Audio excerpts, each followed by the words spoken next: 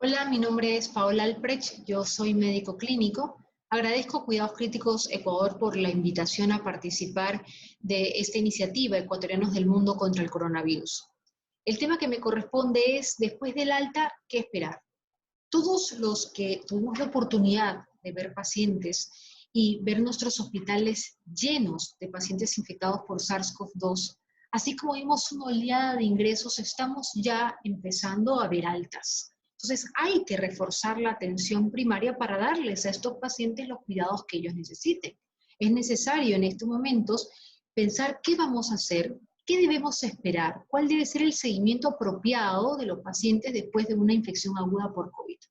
Al momento que preparé esta presentación, la información es escasa.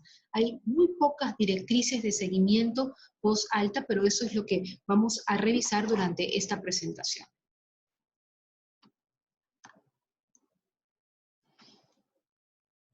Vamos a revisar estos documentos que hay en la literatura del seguimiento de los pacientes después del alta. La Sociedad Española de Medicina Familiar y Comunitaria, el Servicio de Salud del municipio de Asturias, también el Ministerio de Salud Pública, han reportado estas directrices. Pero es importante recordar que son directrices generales, pero que debemos individualizar los casos para tomar las decisiones más apropiadas para cada uno de nuestros pacientes. Recordemos un poco los criterios de alta, criterios clínicos, criterios radiológicos, criterios virológicos. Los criterios clínicos deben ser al menos 3 días a febril, mejoría de la clínica respiratoria, que no hayan comorbilidades o complicaciones que requieran hospitalización. Criterios radiológicos, mejoría franca o resolución radiológica, ya sea por radiografía o por tomografía. Y los criterios virológicos, que lamentablemente esto no siempre se cumple, es PCR para SARS-CoV-2 negativo en al menos 2 muestras de esputo o hisopado nasofaringeo con 24 a 48 horas de separación. Después del alta, ¿qué? Yo voy a resumir esta presentación en 4 pilares fundamentales: valoración y seguimiento clínico, valoración y seguimiento de las comorbilidades, valoración y seguimiento del estado funcional y, lo que no debemos olvidar, el estado psicosocial de nuestros pacientes, y vamos a dar ciertas recomendaciones farmacológicas. Valoración y seguimiento clínico. Los hospitales deben contactar a los centros de atención primaria para el seguimiento de los pacientes. Se recomienda mantener un buen sistema de referencia y contrarreferencia entre la atención hospitalaria y el centro de atención primaria, y los médicos deberán ofrecer la información oportuna para poder hacer el seguimiento de estos pacientes. Y el centro de atención primaria es el que se va a contactar con el paciente y va a hacer la primera llamada de control a las 48 horas. Y luego harán un control clínico a los 7, a los 14 y a los 30 días después del alta. Este control será presencial o mediante una llamada telefónica, dependiendo del resultado del PCR. Si es paciente con PCR negativo, pues podrá acudir a los 7 días a la consulta, pero de lo contrario, preferiblemente es hacerlo a través de una llamada. Esto todos los conocemos, es una hoja de referencia y contrarreferencia. En una situación como esta, resulta imprescindible la continuidad asistencial, coordinada entre la atención hospitalaria y el centro de atención primaria. Entonces, es importante que haya un conjunto mínimo de datos para poder hacer el seguimiento. Entonces, es importante colocar el cuadro clínico del paciente al ingreso y al egreso, un resumen, resumir las complicaciones que presenta el paciente, escribir los hallazgos relevantes de laboratorio al ingreso y al egreso, sobre todo aquellos que persisten alterados hasta el alta, reportar si el paciente es PCR positivo, si ya se realizó las PCR de control y cuáles son los resultados. Hacer un resumen de los tratamientos que ya recibió el paciente. Esto es importante, completar esta información, y esa es la hoja de epicrisis también, que la información quede clara para que el seguimiento posterior sea mucho más sencillo. Luego de eso debemos plantearnos frente a qué escenario clínico estuvo nuestro paciente. Presentó una infección respiratoria leve, una neumonía no grave, una neumonía grave, presentó distrés respiratorio agudo severo, sepsis, shock séptico, cuánto tiempo estuvo en la unidad de cuidados intensivos, ¿sí? Requirió asistencia respiratoria mecánica. Todo esto es importante para entender un poquito frente a qué escenario estamos. Luego debemos evaluar la posibilidad de secuelas. Hemos de señalar, además de las consecuencias de ingreso en la UCI, ya sea por el distrés respiratorio, por los tratamientos, los efectos secundarios de los fármacos, la inmovilidad, también se presenta fatiga, astenia, pérdida de peso, dolor secundario a la intubación, miopatía en el 48 al 96% de los casos, polineuropatía en el 25 al 46% de los casos, todo esto derivado de la inmovilidad, lo cual afecta mucho la calidad de vida de los pacientes y es la que más tarda en recuperarse. Algunos pacientes la polineuropatía puede durar hasta 5 años. Y estos síntomas van a ser más graves dependiendo de cuánto tiempo el paciente estuvo en terapia intensiva, si tiene comorbilidades previas, si usó corticoides, qué tan grave fue su enfermedad, ¿no? También se han reportado alteraciones cognitivas del 70 al 100% al alta, déficit cognitivos, 46 al 8% al año y 20% a los 5 años, ¿no? Y lo otro que no debemos olvidar es que la experiencia de una enfermedad crítica es compleja, tanto para el paciente como para el cuidador, y esto puede resultar en secuelas psicológicas, trastornos depresivos, ansiedad, estrés postraumático. Así como tenemos las secuelas relacionadas con el ingreso, también tenemos las secuelas relacionadas con la enfermedad. Secuelas pulmonares, secuelas cardiológicas, renales, persistencia en la elevación de las enzimas hepáticas y también las secuelas de enfermedad tromboembólica venosa o el riesgo aumentado de esta producto de los distintos factores, ya sea por la enfermedad o por los factores dependientes del paciente, ¿no? Esta encuesta la propone la Sociedad de Medicina Familiar y Comunitaria Española, en el cual es muy sencilla de llevar y nos va a permitir hacer la evaluación posterior del paciente. ¿Qué vamos a evaluar? Evaluar criterios clínicos de gravedad, es decir, ¿cómo se encuentra hoy el paciente? ¿Ha empeorado en relación al alta? ¿Presenta tos? ¿Presenta disnea grave a severa? Es decir, el paciente se fatiga al levantarse, se fatiga en reposo.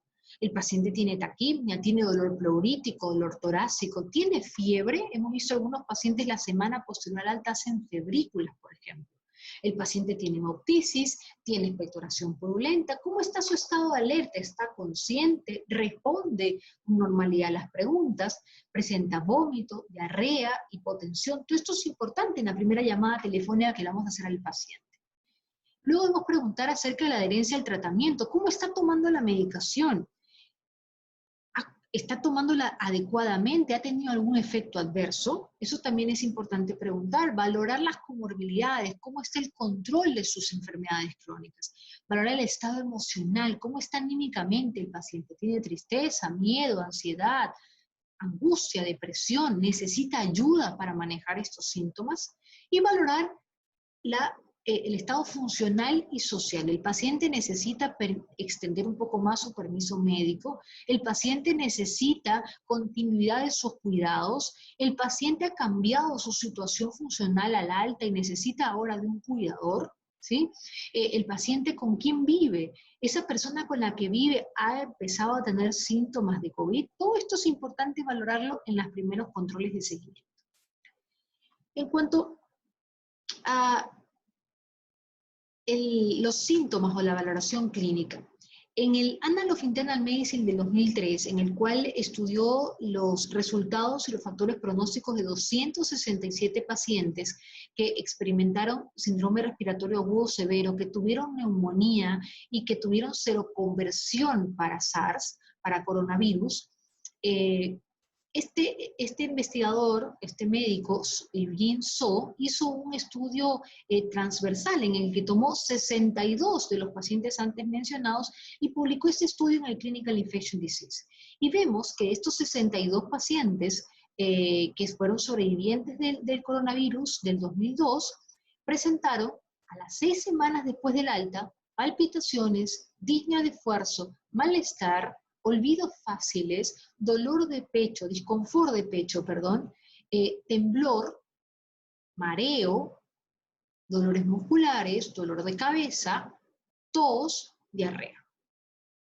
En cuanto al control neumológico, si el paciente presentó una infección respiratoria aguda o neumonía leve, el seguimiento debe ser solamente clínico. Si el paciente tuvo una neumonía grave, algunos neumólogos sugieren hacer un control a las 6 a 8 semanas. Si el paciente está asintomático, radiografía normal, no más exploraciones. Pero si el paciente está sintomático y tiene lesiones radiológicas, sugieren hacer una tomografía y en algunos casos pruebas de función pulmonar. La Sociedad Americana del Tórax, la Sociedad de Enfermedades Infecciosas y la Sociedad Española de Radiología Médica no sugiere estudios de rutina en los pacientes después de una neumonía de la comunidad. Sugiere que debe individualizarse los casos. Yo pienso lo mismo, que debemos evaluar a los pacientes. Si persisten sintomáticos, probablemente ameriten una radiografía, y si esta está alterada, pues hacer estudios de tomografía y pruebas de función pulmonar si es que lo amerita. En cuanto a los estudios de imágenes, este estudio publicado en Radiology del 2005 evalúa las secuelas pulmonares en pacientes convalecientes después de síndrome respiratorio agudo severo y se los evalúa a través de tomografía de cortes finos. Evaluó a 40 pacientes en la primera examinación que la hizo a los 50 días y luego la segunda examinación que los hace a los 140 días. Y vemos como 37 de los 40 pacientes presentaron atrapamiento aéreo, 36 opacidad en vidrio ilustrado, 28 imágenes reticulares, 22 bandas parenquimatosas y en menor proporción bronquiectasias, consolidación y imagen en panal de abeja. Y luego, a los 140 días, vuelven a evaluar ya solamente a 20 pacientes y vemos como 16 presentan atrapamiento aéreo, 14 presentan imágenes en vidrio ilustrado, 10 presentan reticulación, 2 presentaron bronquiectasias ya en menor cantidad, consolidación y imágenes en panal de abeja. En cuanto a los estudios de la función pulmonar, este estudio publicado en el New England Journal of Medicine, en que evalúa a pacientes que tuvieron síndrome de respiratorio, estrés respiratorio agudo severo con PAFI menos de 200, ¿sí?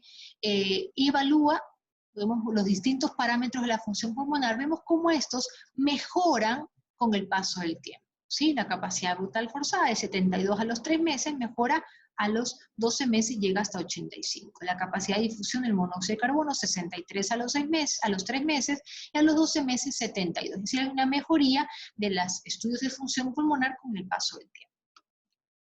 Este metaanálisis publicado recientemente en el abril del 2020, de igual forma evalúa los distintos parámetros de función pulmonar a los 6 meses y después de los 6 meses. Y vemos cómo están alterados, pero que después de los 6 meses mejoran, excepto la capacidad de difusión de monóxido de carbono que persiste alterada después de los 6 meses de valoración.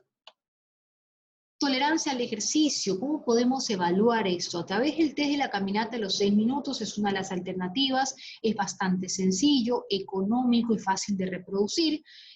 Para quienes no conocen este test, lo que necesitamos es un pasillo que tenga mínimo 30 metros, colocamos un cono al inicio, un cono al final, necesitamos un pulso oxímetro, un tensiómetro, un cronómetro, una cartilla donde vamos a tener el protocolo de este estudio y vamos a tener la escala de Bohr.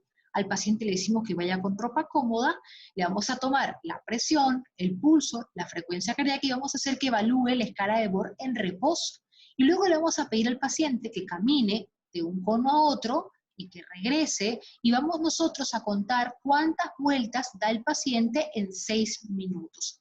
Cada minuto le vamos a avisar al paciente cuánto tiempo le queda. Va muy bien, te quedan 5 minutos.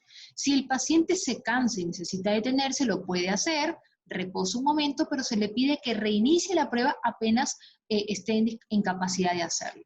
Una vez que se completan los 6 minutos, le vamos a decir al paciente que puede detenerse en el sitio donde está, le vamos a llevar una silla, el paciente toma asiento y vamos a volver a medir el pulso, la frecuencia cardíaca, la presión y nuevamente la escala de Bohr a los 2 y a los 5 minutos después del test. Y vamos a contabilizar las vueltas que haya hecho el paciente. Es importante que en cada vuelta el paciente va a caminar con un pulso oxímetro en la mano y en cada vuelta le vamos a pedir, vamos a revisar cuánto tiene de saturación y cuánto tiene de frecuencia cardíaca.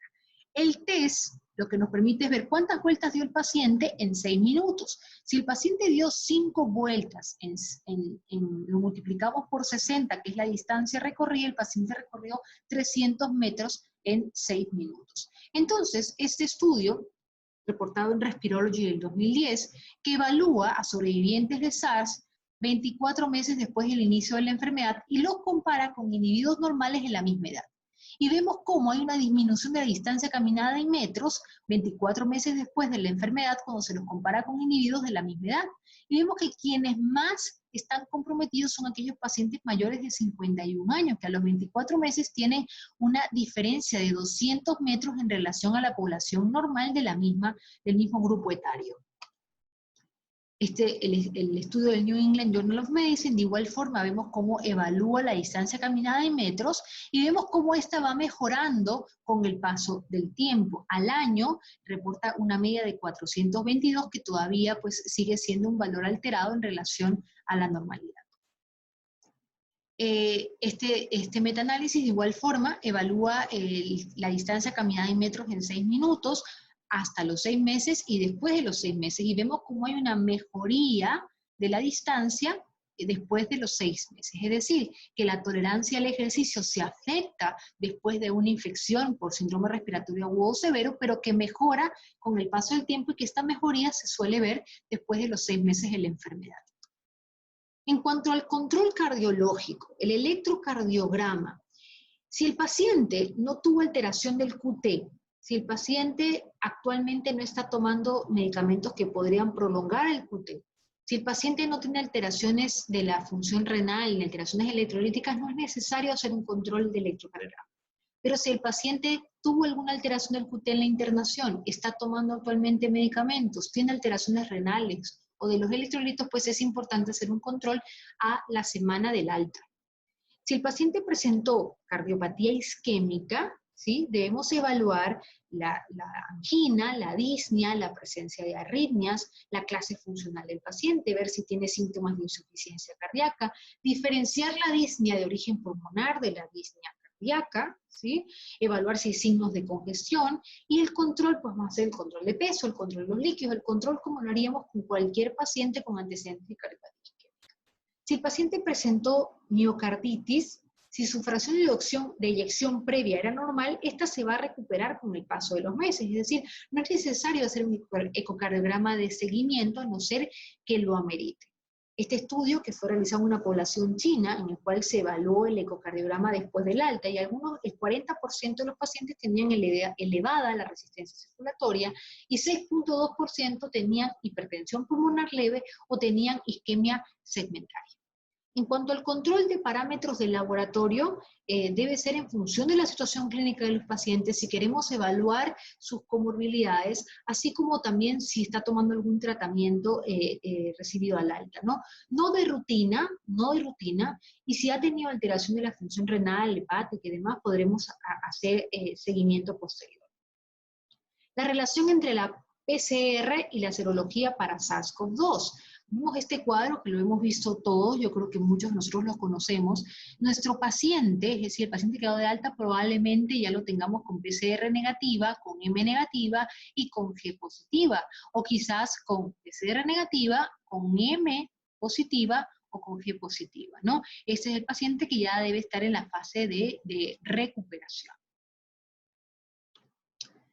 En cuanto a la inmunidad, este es un estudio, un metaanálisis publicado en el mes de marzo, en el cual evaluó 175 pacientes y evaluó la respuesta de anticuerpos neutralizantes. En este gráfico es un resumen de los 175 pacientes y vemos que a mayor anticuerpos, mayor neutralización.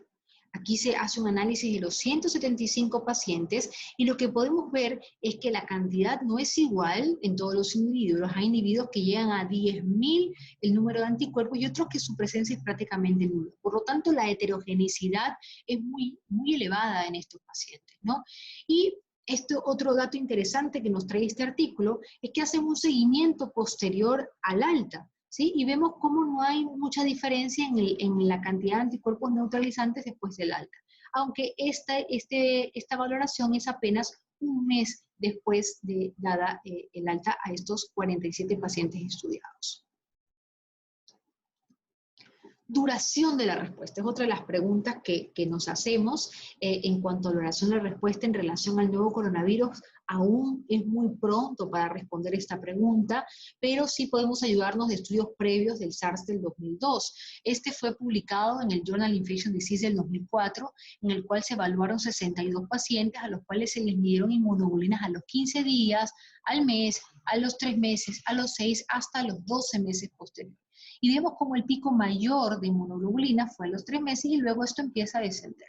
En cambio, este otro estudio que fue publicado también recientemente en febrero, ¿sí? Y evaluó a colaboradores o personal de la salud infectado, eran apenas 34, en el cual se les hizo un seguimiento por 12 años y vemos cómo los anticuerpos contra el virus van disminuyendo hasta prácticamente nulo a los 12 años después, y que los anticuerpos contra la nucleoproteína también van disminuyendo con el paso de los años. Aquí lo podemos ver en esta gráfica con mayor claridad, ¿no? Vemos cómo a los 7 años ya se ve que empieza a caer la cantidad de inmunoglobulinas, ¿no? Igual acá.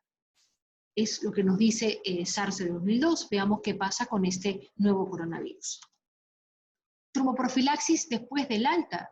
Hay algunas guías que especifican cuáles deben ser las conductas en cuanto a la profilaxis de enfermedad tromboembólica después del alta.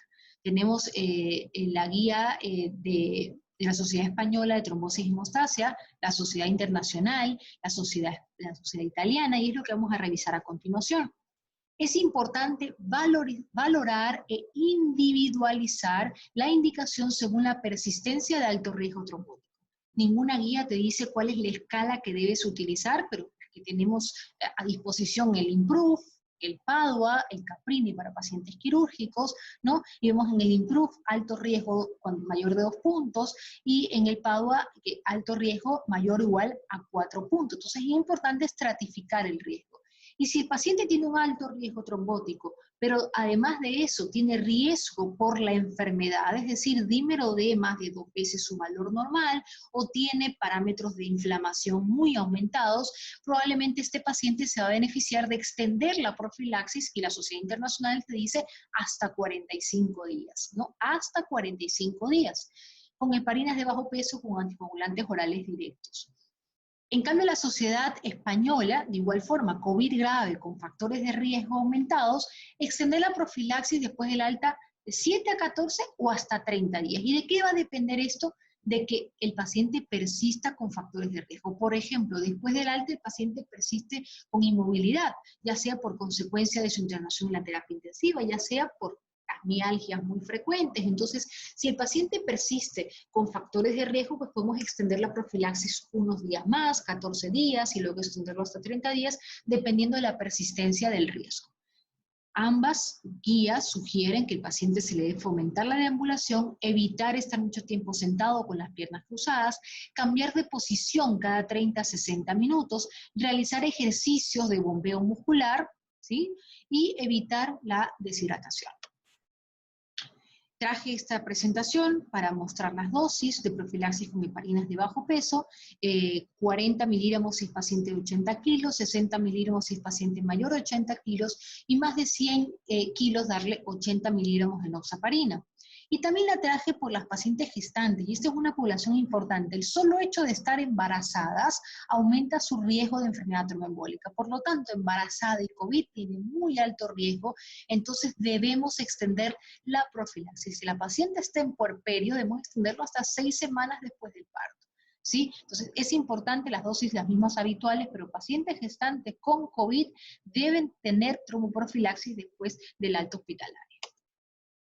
Control del estado nutricional. Este estudio de New England Journal of Medicine reporta que el 18%, los pacientes habían perdido 18% de su peso en relación a su basal al alta, y que lo fueron recuperando, y muchos llegan a su basal recién al año posterior de la enfermedad. ¿qué podemos decir acerca del aislamiento? Si el paciente tiene PCR al alta negativa, simplemente cuidados en el domicilio sin aislamiento. Pero si el paciente tiene PCR al alta positiva, el aislamiento debe ser domiciliario. ¿Y qué conductas debemos tener? Pues no abandonar el hogar, estar en una habitación separada, lavarse constantemente las manos, preferiblemente que el paciente tenga su propio baño o que tenga un baño dentro de su habitación, que use paños desechables para limpiar sus secreciones, reducir el número de personas que están en la casa y reducir el número de personas, esto muchas veces es muy difícil en nuestra población, pero sí debemos reducir el número de personas que atienden al paciente y que de preferencia quien lo atienda sea el paciente de menor riesgo de desarrollar una enfermedad grave. Evitar las visitas, que ya casa hay una buena entrada de aire, el paciente debe usar mascarilla, debemos separar la basura de la casa del paciente, debemos separar la ropa, separar sus utensilios, se va a evitar compartir objetos y limpiar constantemente las superficies. En cuanto al control de comorbilidades, este es un estudio de 5.700 pacientes, lo traje para evaluar cuáles son las comorbilidades más frecuentes: hipertensión en el 56.6%, seguido de obesidad y seguido de diabetes en el 33.8%. Y de estos pacientes, el 88% presentaron más de una comorbilidad. Entonces, en el control adecuado de comorbilidades debemos hacerlo como lo hacemos habitualmente. Las metas de glicemia, metas de presión arterial, etc. Pero debemos evaluar cada una de las comorbilidades del paciente y hacer un control adecuado de estas. Conciliación de medicamentos. En cuanto a los AINES, por ejemplo, un paciente que tomaba AINES por una osteoartritis, no hay contraindicación para que lo siga tomando, ¿no? Si el paciente usaba IECA o ARA para control de su presión, las guías no recomiendan sustituirlo o cambiarlo por otro medicamento. Las estatinas se pueden seguir usando. Los anticoagulantes, aquellos dependientes de vitamina K que requieren un control mucho más frecuente, pues preferiblemente cambiarlo por una heparina de bajo peso molecular. En cuanto a anticoagulantes directos, si el paciente todavía está tomando medicamentos para la infección por COVID, hay una página, Drug Interactions COVID-19, en el que nos permite ver cuáles drogas podrían interactuar entre sí con los tratamientos activos para COVID. Si el paciente está tomando inhibidores del SGLT2, deberían cambiarse. Si el paciente está tomando algún antiagregante, sobre todo clopidogrel, pues también debería cambiarse el medicamento por las interacciones medicamentosas con los fármacos activos para COVID. Es importante en cada visita actualizar y revisar siempre el plan terapéutico del paciente. Ver si hay algún fármaco que está omitido, revisar interacciones, contraindicaciones, reacciones adversas, fármacos que estén duplicados. Normalmente estos pacientes, sobre todo los ancianos, son pacientes polimedicados, entonces sí, hay que revisar que no haya fármacos duplicados, y si yo puedo retirar algún fármaco innecesario, pues deberíamos retirarlo. Introducir fármacos que se habían suspendido previamente durante la fase aguda, o revisar algún fármaco que requiera ajuste de la dosis. Valoración y seguimiento del estado psicosocial del paciente. Los pacientes que han experimentado infección por SARS-CoV-2 presentan a los 6 meses después del seguimiento, pueden presentar estrés postraumático, depresión, ansiedad, hasta el 30 al 40% de los casos. Impacto sobre la calidad de vida. Este es un cuestionario, el SF36, que permite evaluar la calidad de vida de los pacientes, y cuando se ve aquellos pacientes infectados por coronavirus que tenían menos de 6 meses después del alta, vemos la importante repercusión sobre la calidad de vida. Mejora esto un poco 6 meses después, pero miren la diferencia cuando se los compara con individuos que no están infectados con enfermedades crónicas. Y miren cómo hay una mayor repercusión en comparación con individuos sanos. Entonces, hay una importante repercusión sobre la calidad de vida de los pacientes que experimentaron síndrome respiratorio agudo severo por coronavirus. Recomendaciones no farmacológicas. Realizar ejercicio a diario, no hacer ejercicio si tiene fiebre o la disnea ha empeorado, evitar periodos prolongados de sedestación, hacer ejercicios intercalados piernas, brazos, como lo pueden ver en la imagen, controlar la respiración, mantener una buena hidratación y utilizar la escala de Borg para controlar la intensidad de los ejercicios. En esta página ustedes podrán recomendarle a sus pacientes, verán videos guiados por fisioterapeutas para que los pacientes puedan hacer ejercicio en casa, lo cual los va a ayudar muchísimo a recuperarse. Recomendaciones del estado nutricional. Sabemos que hay numerosas causas que pueden provocar malnutrición en pacientes, especialmente en aquellos pacientes graves que necesitaron unidad de cuidados intensivos, en pacientes ancianos frágiles, etc. Entonces, si se detecta malnutrición, hay que recomendar una dieta hipercalórica o hiperproteica de forma progresiva. Fisioterapia respiratoria, no voy a hablar de esto, creo que hay una plática, pero ahí mismo en la página de la CEPAR podrán encontrar ejercicios respiratorios que podrían ayudar a los pacientes para mejorar durante su estancia en domicilio. Fin del seguimiento. Se puede dar por finalizado el seguimiento como paciente COVID en el momento en el que se cumpla lo siguiente, que el paciente ya no sea contagioso y que el paciente haya recuperado su capacidad funcional previa. En este contexto hay pacientes que tienen patologías crónicas que no han logrado su recuperación completa por la enfermedad de base, etcétera, y será necesario un enfoque multidisciplinar en el seguimiento de las capacidades funcionales de este paciente. Y algo que no debemos olvidar es el impacto emocional y las consecuencias en la salud mental. Por lo tanto, estas deben ser abordadas de forma integrada, ¿no? Bueno, y para concluir, quisiera terminar con esta frase: no hay enfermedades sino enfermos. Debemos individualizar los casos, evaluar a nuestros pacientes. Podemos ayudarnos de esas directrices, pero debemos evaluar cada caso y tomar decisiones que sean propias para cada paciente, ¿no?